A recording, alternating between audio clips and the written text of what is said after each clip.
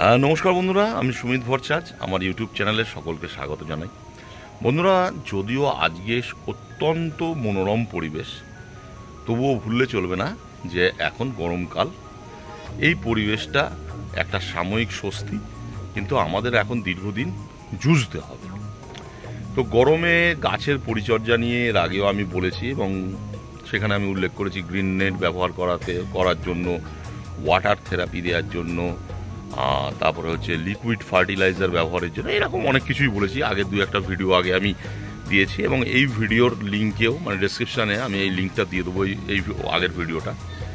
তবে আজকে আমি যেটা বলছি সেটা একান্তভাবে যারা ছাদে ট্রপিক্যাল জবা করেন তাদের জন্য অত্যন্ত গুরুত্বপূর্ণ, এবং যারা নতুন এই ট্রপিক্যাল জবার জগতে আসছেন, যে এত সুন্দর সুন্দর কালার কম্বিনেশন দেখে আকৃষ্ট হয়ে গাছ কিনছেন, তাদের জন্যই আমি এই ভিডিওটা বলছি।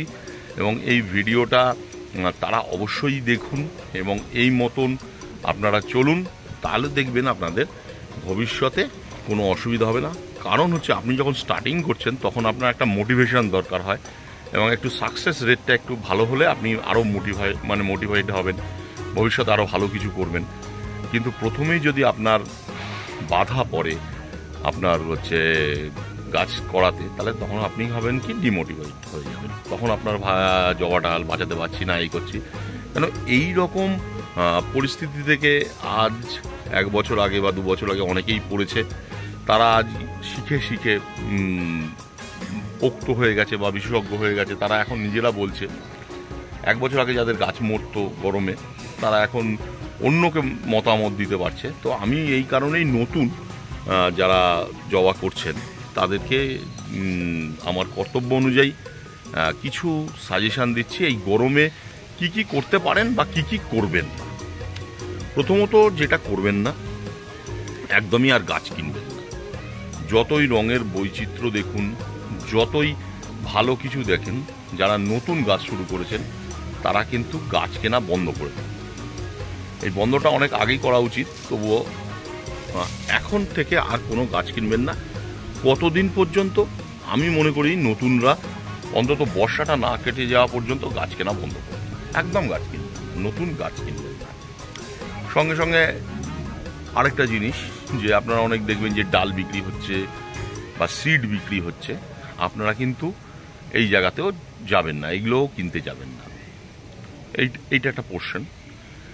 দ্বিতীয়ত, এই যে এপ্রিল, মে, জুন, এই 3 মাস আপনি গাছের কোনো কাটিং করবেন না, মানে প্রুনিং করতে যাবেন না, হার্ড প্রুনিং করে গাছের ডাল কেটে দিতে যাবেন না।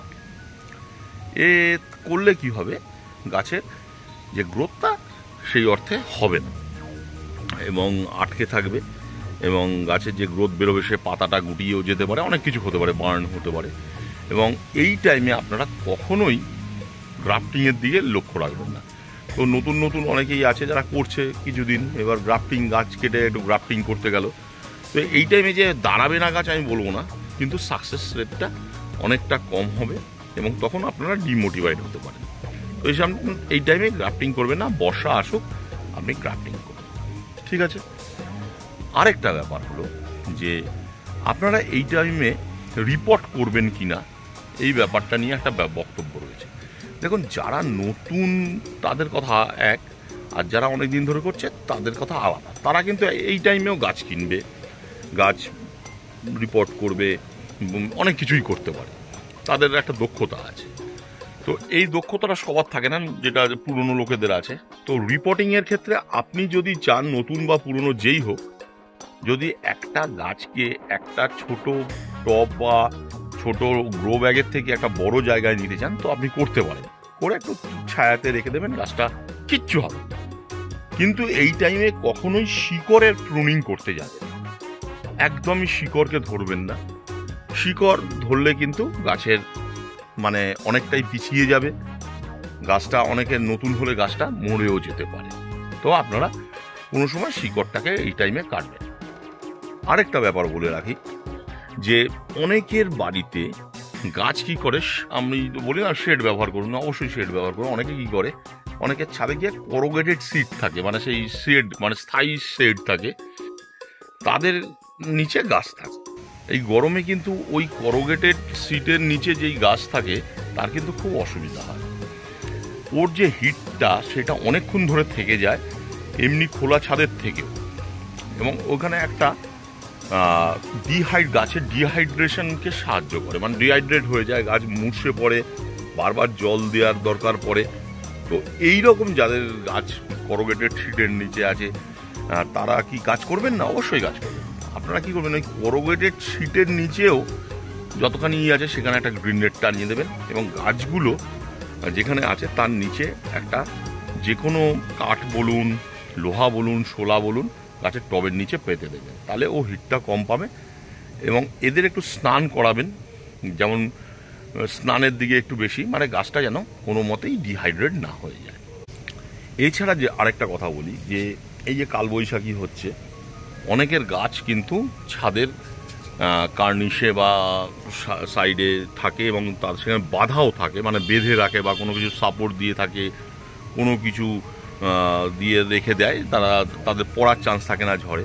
কিন্তু একটা বাজে জিনিস হওয়ার চান্স থাকে, যেহেতু ওটা অনেকটা উঁচুতে রয়েছে, হাওয়ার গতিবেগের মুখে পড়ে, তখন কিন্তু ডাল ভেঙে যাওয়ার একটা সম্ভাবনা থাকে। তাই এই টাইমটা, যেই টাইমে আমাদের এই কালবৈশাখী ফালবৈশাখী হয়, সেই টাইমে কিন্তু আপনারা গাছকে ওই কার্নিশ বা যেই কী বলবো রেলিংয়ের থেকে নামিয়ে দেবেন। এই যে কিছু ব্যাপার স্যাপারগুলো আপনাকে মনে রাখতে হবে। এক হচ্ছে গাছ কেনা বন্ধ করতে হবে, দুই হচ্ছে গ্রাফটিং এবং প্রুনিং, এগুলোর দিকে বেশি নজর দেওয়ার দরকার নেই।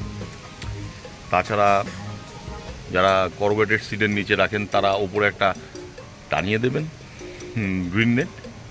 আর বাদ বাকি গাছ যেরকম স্নান করাচ্ছেন, গাছকে লিকুইড ফার্টিলাইজার দেবেন, এইগুলো ওয়াটারিং করবেন ভালো মতন, এগুলো তো চলতে থাকবে। এই কিছু করলে আপনার যে নতুন যারা, তাদের গাছের কোনো কিছু অসুবিধা হবে না, আপনার গাছ একদম সুস্থ এবং তরতাজা থাকবে।